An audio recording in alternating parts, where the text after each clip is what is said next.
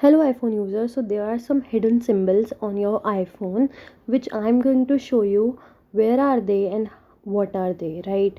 For that you have to tap on anywhere where you can turn on your keyboard and see you have to tap on 1 2 3 option on the left and corner lower corner and see there are different symbols, right? Below the numerical numbers.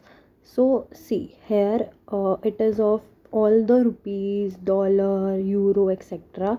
You can get it. These are hidden, not everyone is aware of it, right? And we have for others also of different types, so we're gonna do it together right away.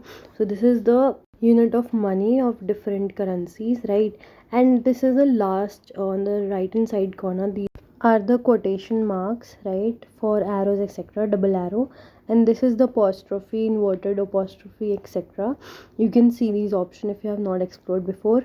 Now we also have inverted question mark. So when you hold the question mark, the inverted question mark will be there, which is actually used for beginning of a sentence or a clause to alert the reader that question is coming, right? And similarly there is inverted exclamation, right? And then there is other options which we are searching. So the select triple full stop, which if you are not aware, it is called as ellipsis, right?